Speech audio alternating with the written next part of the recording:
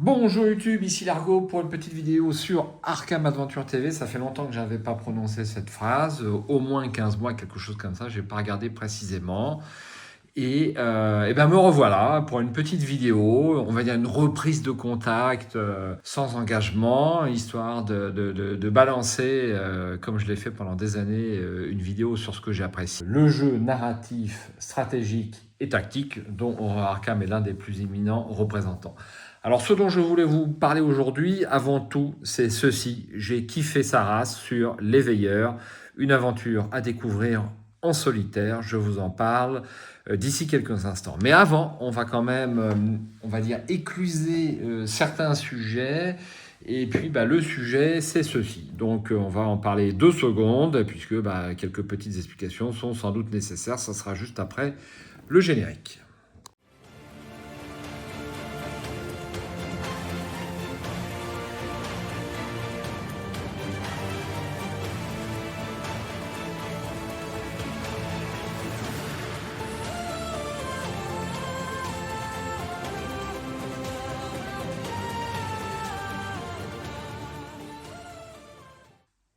Alors, le festin de Hemlock Val, bon, la dernière campagne que j'ai jouée en solitaire sur la chaîne, eh bien écoutez, je suis tombé sur un scénario qui m'a pas du tout plu et qui vraiment m'a découragé un petit peu du jeu. Je crois que ça s'appelle La Lande Désolée.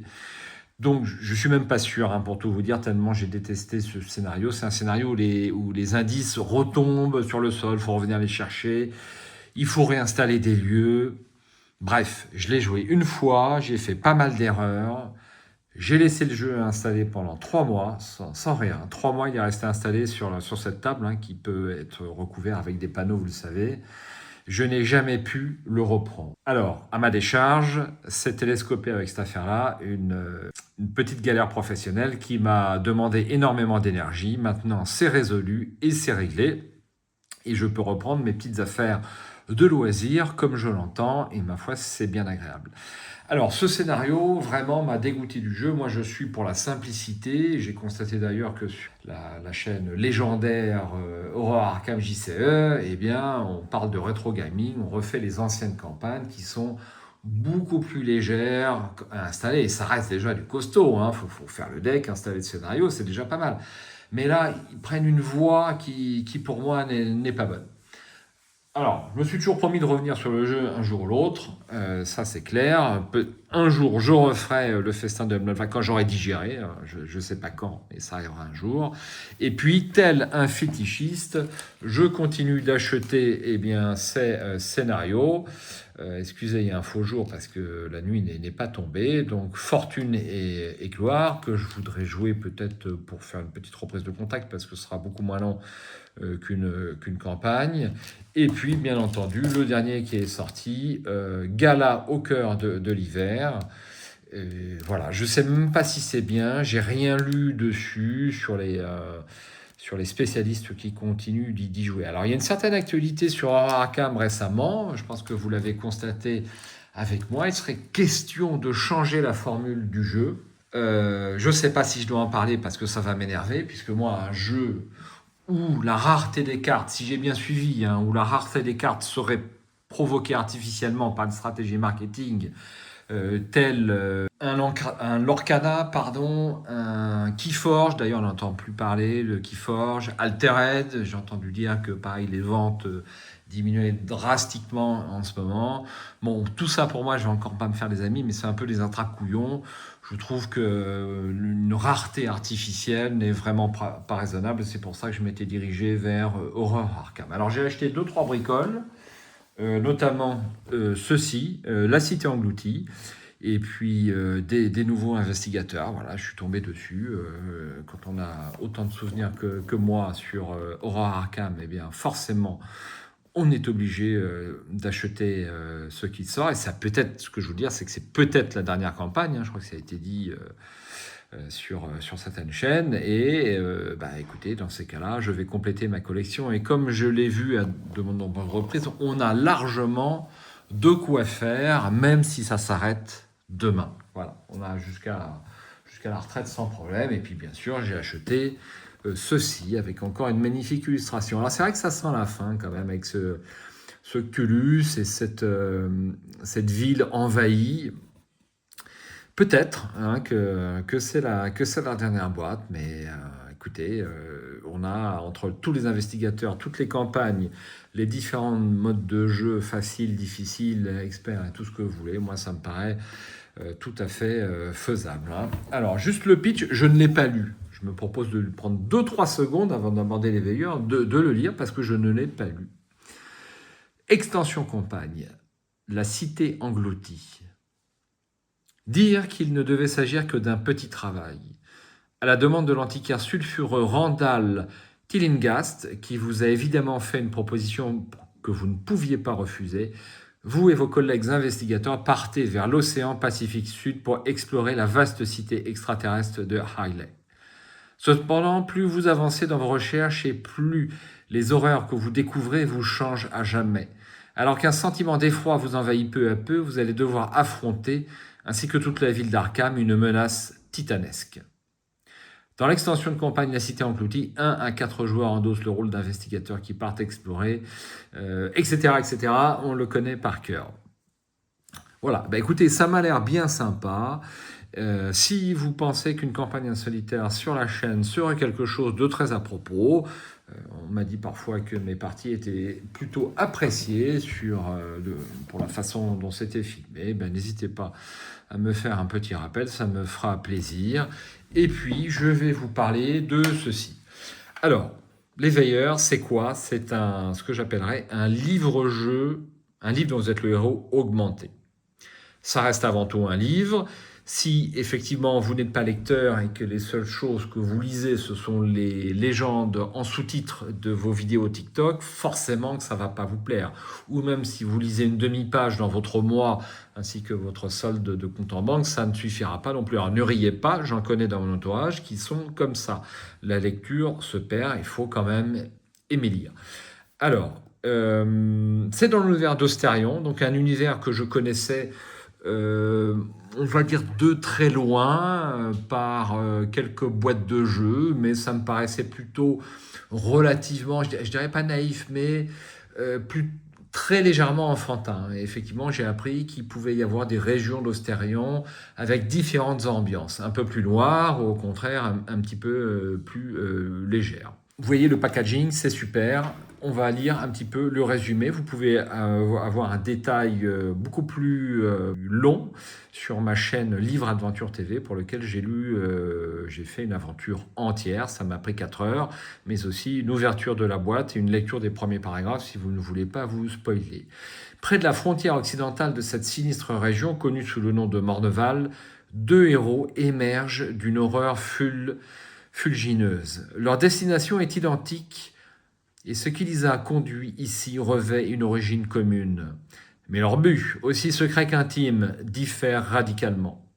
Austérion retient son souffle. La paix est menacée. L'un des portails majeurs canalisant la sève primordiale qui irrigue la terre, comme le sang dans la chair, aurait été révélé après un puissant séisme.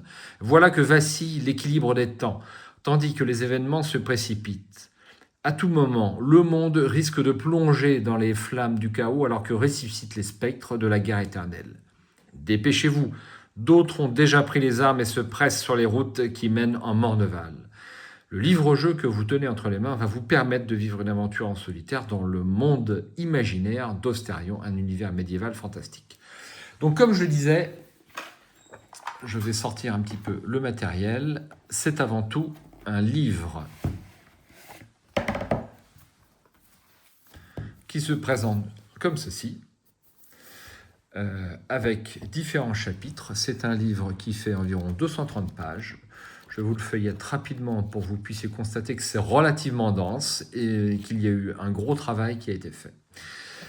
Donc, comme je vous disais, et je le répète, c'est avant tout un livre, et un livre, c'est un auteur. L'auteur, c'est Gwalchmai, quelqu'un que je connais ni d'Ève ni d'Adam, mais j'ai été absolument scotché par le style d'écriture de cet auteur que je ne connaissais pas et qui pour moi se révèle un écrivain parmi les meilleurs que j'ai lu. Alors, je dis pas que j'ai lu toute la bibliothèque de science-fiction qui sort là-dessus, certainement moins que Lutin. Si elle passe par ici et qu'elle nous regarde, elle se reconnaîtra.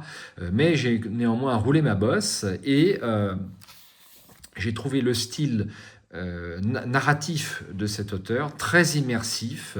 Et franchement, quand j'ai lu ce livre, j'ai passé d'ores et déjà environ 4 heures sur ce livre, je suis sorti de mon salon, et c'est ce qu'on cherche tous lorsqu'on, pour la plupart d'entre nous, lorsqu'on joue à des jeux narratifs, c'est de s'évader du quotidien et de parcourir des mondes fantastiques et éloignés de notre quotidien. Et cet auteur y est magnifiquement parvenu à me sortir de mon quotidien.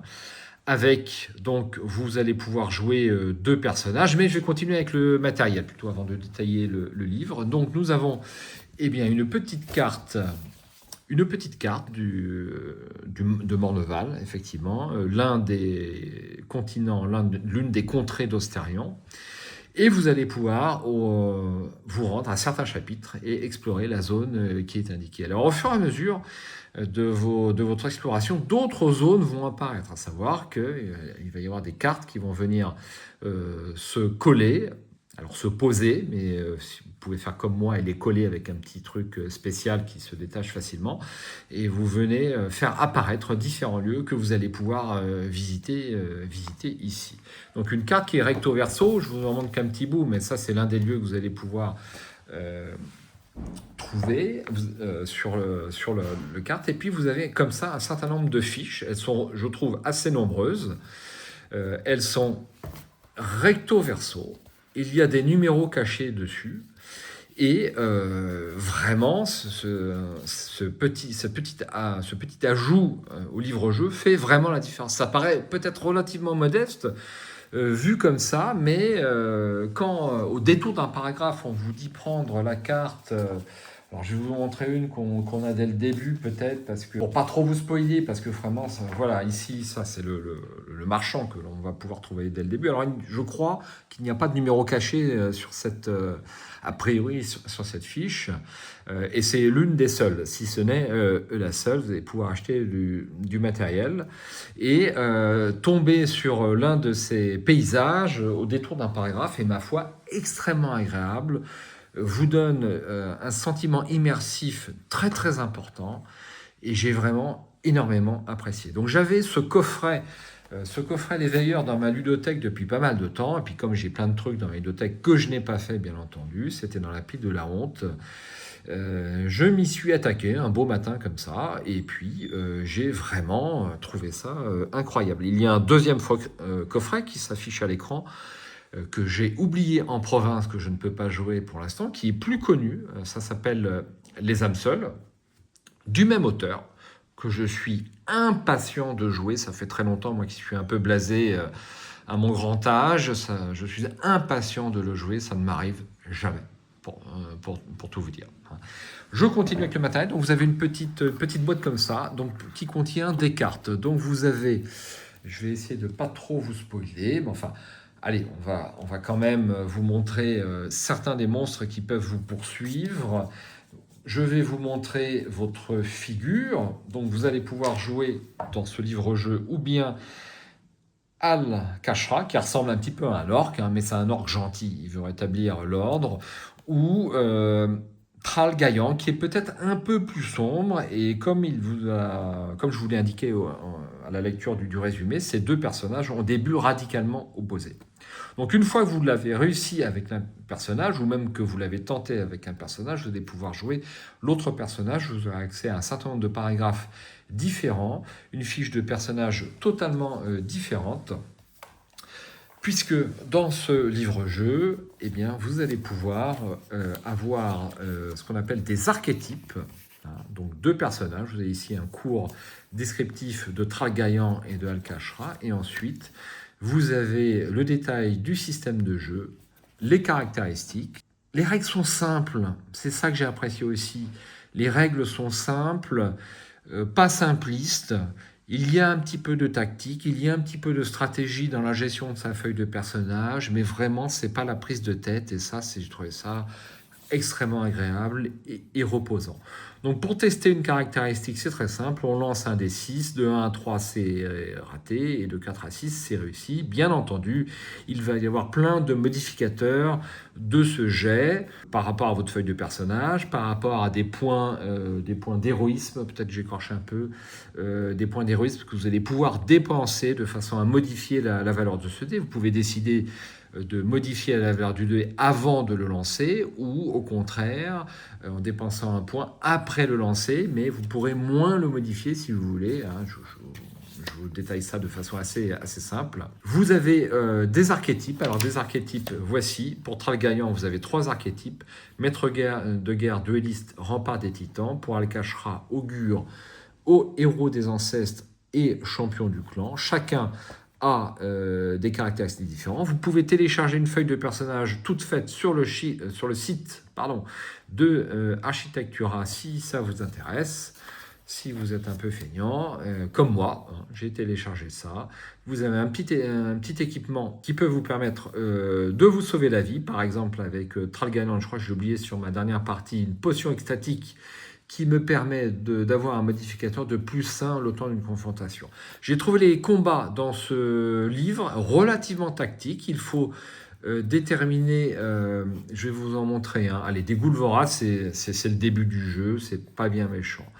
Donc on a des points de vie, bien entendu, des points de défense qui vont amortir les dégâts que vous l'infligez, des combativité, autrement dit, c'est les dégâts qu'on vous inflige, et bien entendu, vous allez pouvoir déduire votre propre défense pour déterminer votre perte en points de vie. Une fois que vos adversaires sont blessés, vous allez avoir des bonus à vos tests, donc les premiers jets sont très très importants. Vous allez avoir des modificateurs contextuels. Parfois, ça dépend de qui vous êtes, ça dépend du contexte. Si c'est une foultitude que vous avez en face de vous, vous allez pouvoir avoir des malus que vous pourrez compenser par certains réflexes éclairs, par exemple un don. Là, vous avez un don +2 au test de combat pour le premier tour si vous avez les réflexes. Et puis, selon le résultat du dé, on va vous infliger une blessure, à savoir lancer un dé pour les dégâts contre vous, moins votre bouclier, ou l'inverse, vous allez lancer un dé avec votre combativité par rapport à votre fiche de personnage, que vous allez multiplier par 2 si vous faites une blessure critique, et avoir même un bonus pour le tour suivant. Ce que j'ai trouvé très sympa, c'est que vous pouvez trouver des trésors aléatoires sur les monstres, un peu comme un 4 contre les ténèbres, si vous voulez. Et j'ai trouvé ça super cool. J'aime bien les combats là-dedans. Et voilà, j'ai rencontré des rats. Mon premier combat, c'est forcément contre une foule de rats. Alors, je vais vous lire qu'un seul paragraphe, de façon à ce que vous vous rendiez compte du style de l'auteur. Ça, c'est important. Si le style ne vous plaît pas, le livre est assez sombre. Moi, j'imaginais Ostarion comme un continent relativement bien fréquenté, mais en fait, Morneval est assez noir. Et ça m'a beaucoup plu. Il y a un côté dark fantasy qui m'a beaucoup plu. Sachez également que les 2 héros que vous allez jouer, j'ignore si lequel est le bon et lequel est le gentil. En fait, on ne sait pas. Il y a même 2 autres factions, à savoir le petit baron local qui paraît très intéressé, et une mystérieuse secte, l'Ordre, qui n'est ni pour votre faction, ni pour celle de Thrall gagnant, ni pour celle du dernier personnage. À chaque fois, j'écorche son nom. Comment s'appelle-t-il déjà? Ah oui, Al-Kashra, qui appartiennent tous deux à une faction. Enfin, il y a vraiment un vrai scénario que je trouve sympa. 9 jours désormais vous séparent de cette nuit d'éclipse où, dans votre sommeil agité, vous avez ressenti un profond bouleversement déchirer les entrailles d'Ostarion. Fébrile, chancelant, sondant l'obscurité moite, vous aviez longuement humé l'air dense des ténèbres qui rampaient au dehors. Dans l'atmosphère pesante et les bourrasques tournoyantes, l'effroi vous avait submergé. Quelque chose d'indicible aux conséquences inimaginables venait d'avoir lieu. Vous n'aviez pas simplement perçu une violente secousse tellurique dont les spasmes auraient traversé la roche pour ébranler votre hutte et jeter au sol les vases de terre cuite. Non, c'était bien pire que cela. Au-delà du grondement sourd qui gagnait les cieux, vous aviez entendu les grincements de rouages oubliés qui se mettaient en mouvement. Vous l'aviez éprouvé dans votre chair, dans votre âme, intimement. Une affreuse angoisse vous avait alors noué la gorge. Des temps sombres s'annonçaient. Le lendemain, les augures ne faisaient que confirmer votre funeste pressentiment alors qu'ils fouillaient de leurs mains aux ongles crochus les tripes sanguinolentes des brebis sacrifiées.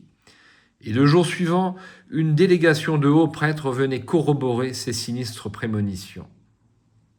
L'épicentre était Morneval, ce bout de terre désenchanté, noir pays balayé sans cesse par des vents voraces qui aiguisent les roches saillantes, labourant telles des étraves de pierre cette terre infertile. Les hauts prêtres avaient parlé de leur voix sentencieuse, évoqué l'avènement d'une période trouble où l'avenir hésitait entre cataclysme et résilience.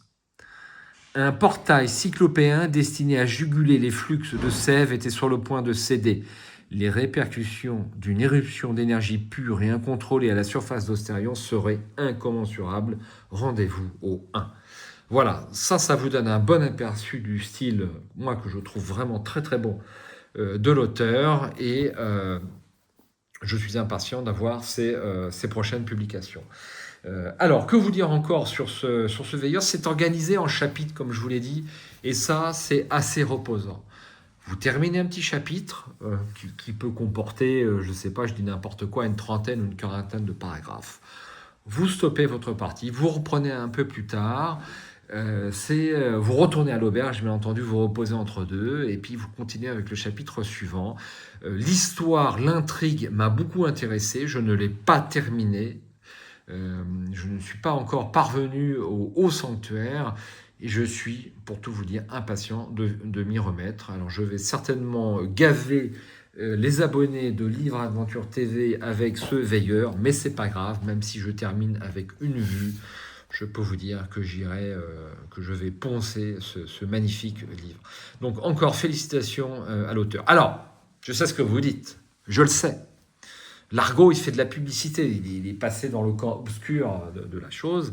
Eh bien non, vous ne pouvez pas le commander, vous ne pouvez pas l'acquérir, et il est totalement introuvable sur Ocaseo, de même d'ailleurs que les âmes seules. C'est introuvable. Voilà, le tirage était insuffisant. Alors, vous allez me dire, autant se rendre sur le site de l'éditeur, de Hachette Cultura, peut-être consulter l'onglet prochainement ou l'onglet précommande. Manque de bol, ces onglets sont vides, totalement vierges. Alors, je sais que ces livres vont être réédités en juin concernant les âmes seules et en octobre concernant les veilleurs. C'est simplement un bruit qui court. Si vous voulez confirmation, ou alors que vous pouvez dire à vœu de Hachette Cultura que vous êtes impatient de faire l'acquisition, eh bien vous envoyez un mail par le formulaire de contact sur Hachette Cultura. Je pense que ça ne peut faire que plaisir à un éditeur de dire que son livre, eh bien, je souhaiterais le commander. C'est tout ce que j'ai à vous dire aujourd'hui. J'ai été content de reprendre un petit peu ce contact. J'ai été content de discuter sur YouTube aujourd'hui. J'espère que je ne vous ai pas gonflé ou que je n'ai pas dit trop de conneries. Et puis dernière chose, si vous avez un avis à donner sur cette boîte qui est là, Eros 3, que je dois tester très prochainement, eh bien, n'hésitez pas à me le mettre. Pareil, si vous voulez que la cité engloutie peut-être soit jouée sur la chaîne, n'hésitez pas de me passer un petit coucou. Ciao, à la prochaine.